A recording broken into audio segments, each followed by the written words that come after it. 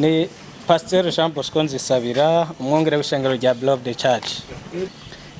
Nkuko twabivuze mu biganiro biheruka turi mu gikorwa kidasanzwe kizotangura ku munsi wa gatanu kuwa gatandatu hamwe no ku munsi w'Imana. Twavuze ko ari gikorane cagutse cy'ubutumwa bwiza, ariko nkuko twavuze ko ari amashengero atandukanye menshi yagiye hamwe kugira ngo ategure kino gikorwa. Turategekanya kandi n'igikorwa cyo gusengera igihugu, igikorwa cyo guhezagira igisagara. Muri iyo ntumbero rero tuzogira urugendo kugira ngo ico gikorwa tukigire mu munezero, turiko turaririmbira Imana, duhimbaza Imana. Isaha 8 hariya kwa Vyisi mu Kanyosha ni muri Musama niho tuzotangurira urwo rugendo ruzotwerekeza ahazobera igikorane hariya kwa Sebatutsi. N'urugendo ruzoba rurimwo abantu benshi bavuye mu mashengero atandukanye n'abandi bose bavyipfuza, kandi kazoba arakaryo keza ko kwisanzura, ko gukomeza imigenderanire hagati y'amashengero atandukanye.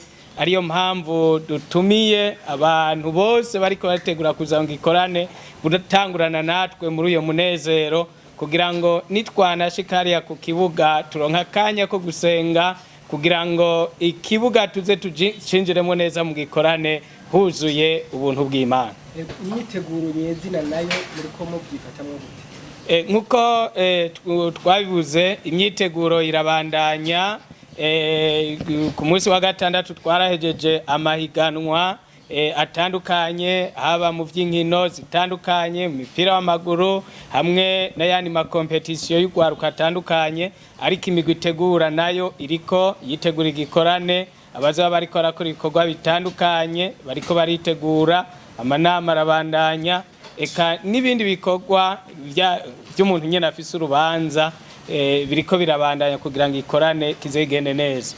Ubu kuri isaha mvuga abajejwe ubuhinga bw'ivyuma babandi b'ibinyamajwi bamaze gutangura kwitegura ku kibuga, ariko yatangura gusa neza ntiworaba. Ndizigira ko abantu bazoza mu gikorane bazohasanga ari gikorane citeguriwe, gifise ivyankenerwa byose, kandi by'ukuri n'ikibuga kizoba gishajije gisa neza. Akajambo kuba ariko bitegura kuza mu gikorane ko twagomba dusubire tubatera kamo tubabwire ko ijuru ririteguye, mukozi w'Imana ariko arasenga. None rero twingingire abamaze kwitegura n'abandi bakiriko baravyumvira gusidukana niyonka, haba mu rugendo ruzoba ku munsi wa kane itarike 11 hamwe n'igikorane kizotangura kuva itarike 12. Ngozi harabaye bitangaza, abantu barakize kandi baravyivugiye, muyumvira ko ibijumura naho bizomera bite? Nko twamye tubivuga, umukozi w'Imana we rashirako, ariko gikorwa cyo gukiza no gutabara n'icimana. Nico gituma tubyita bitangaza. Natwe Ngozi twaratangaye kubona abantu bahaguruka bakavuga ati nakize, nabohotse, naje ngwaye gutya, naje mfise ikivyimba, naje ntashobora kugorora amaguru, bakahagarara imbere y'abantu bakavuga ngo nakize. Nobo kubera ko tuzi ko Imana ikiri yayindi, turazi ko izobohora abantu. Ntihagire rero utinya kuza amaranye igihe ingwara byananiranye.